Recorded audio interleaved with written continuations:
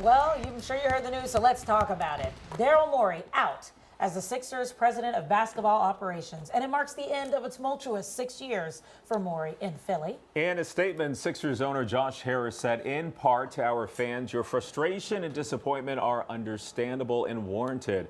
We have fallen well short of our own expectations and failed to deliver in the way this city deserves.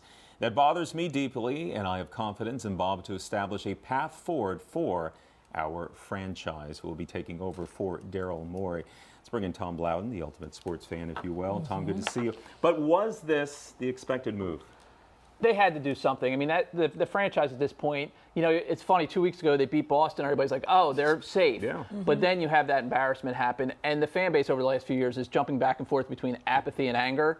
And neither are good. And it's like, what's worse? And I think they had to, after what happened in New York and the whole fan thing and everything else, I think they had to make some kind of move. And let's be honest, Daryl was brought here 6 years ago to get them out of the second round. Their big thing when he came in was they can't get out of the second round. They can't get over the hump. They haven't gotten out of the second round. So we haven't done that since 2001. Yeah, it's been a long time. And, you know, Joel is the only MVP in NBA history not to make it to a conference final. That's not necessarily Daryl's fault. Could be Joel's fault. It's a lot of things. But, I mean, that just can't happen. And, you know, you're at the point now where the people are angry with this organization, and they had to do something. It's interesting they kept Nick Nurse. Well, that's it. I mean, that was kind of a, I don't want to say a surprise, but kind of an unprecedented move that you kind of bypass the coach and go for. Well, the funny thing is Josh Harris has done this twice now. They hired Doc Rivers before they hired Daryl Morey. It just doesn't make sense, to be honest with you. It's not even a comment on Nick Nurse as a coach or not. It's like if you're coming in to run the basketball operation, you want to hire your own coach. You want to have that trust with the guy in the locker room.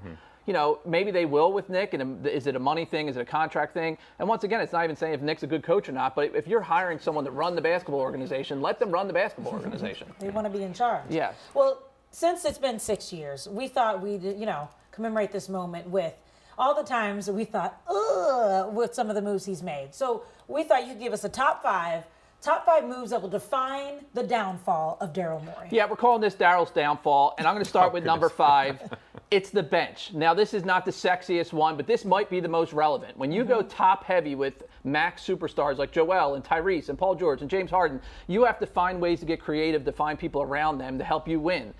P.J. Tucker, Patrick Beverley, Daniel House, Caleb Martin, Jalen McDaniels, George Hill, Buddy Hield, Andre Drummond, all these guys, it never worked out. He never was able to put the pieces around them at a, you know, financially, you know, a way that worked to help them win. So number 5 is the bench. All right, now we get to the ones you guys would rather talk about. Yes. Number 4, Paul George.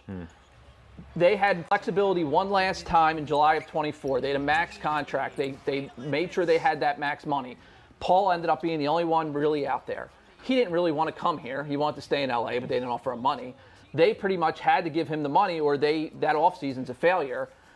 It didn't work out. I mean, he actually didn't play horribly this year when he was allowed to play, but you know, you took away all your future flexibility for one last run with another aging superstar. And then getting to that, number 3? Number 3 kind of plays together. It's Joel, and it's Joel's extension. And I understand people say, well, you had to give it to him. You know, what are your options? Well, you can make a hard decision. You could be the Eagles from back in the Joe Banner days when guys got a certain age. They let people walk away that we didn't let walk away. You have to be willing to make that. I mean, in the last 3 years, Joel's played 39 games, 19 games, 38 games. It's hard to win doing that. I mean, and I know at the press conference, he felt like this year was successful for him. Great for him, but he played 38 games and they got knocked out in the second round again. Where do you go moving forward? I know he's been dealing with injury after injury. That's the problem with this extension. You can't. He's still owed $190 million over the next 3 years. So if you want to trade him, you're probably going to have to give up assets to a team to entice them to take him. And speaking of giving up assets, what about number 2? Number 2 is the Jared McCain trade, and this is a bigger overall thing. Now, the Jared McCain trade in of itself, when Daryl sits up there and goes, we sold high. How would you ever think you sold high on a guy who was hurt all last year? Your coach wasn't playing this year. You did not sell high. But it's not just Jared. Remember the name Isaiah Joe? They released Isaiah Joe in October of 22. He's been a big contributor to the OKC teams. Oh, big, yeah. Did you see last night? They swept the Lakers. He's doing it with the 3. They're all dancing. Another name for you, Julian Champagnie. You may not remember him. They released him a couple of years ago so that Mac McClung could have a jersey and win the slam dunk contest. He's now starting for the San Antonio Spurs. It gets back to that whole bench thing. But the Jared McCain thing is going to be the shining light, but there's been several of those moves. Well, you had a big speed bump as well. Talk about big L in the room, Harden. Yeah, You know, number calling one. out, saying And overall, Morey and was the a Harden liar. thing Yeah. is a total. There's many layers to that. One, you put all your eggs in that basket. Remember, he greeted him, hugged him at Yeah. the thing. That was his guy. Then it becomes a disaster. You trade him, you give up. You lose first-round picks over those deals, and it just doesn't work. And once again, you put all your eggs in these big-name superstars to the point where Harden at the end was talking stuff about Daryl. Called him a liar. Called him a liar. So He was upset. I mean, it's all those moves.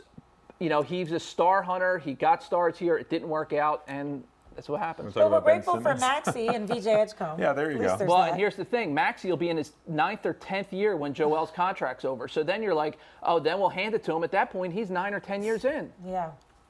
Okay, so we'll see it in the future. Does it feel good? We're back, guys. People are getting fired. Teams are bad. We feel gosh. comfortable again. I know. This is the status Feels quo. right for you? Yeah. Feels for right. Sports. Thank you, Tom. Thank you. We appreciate it.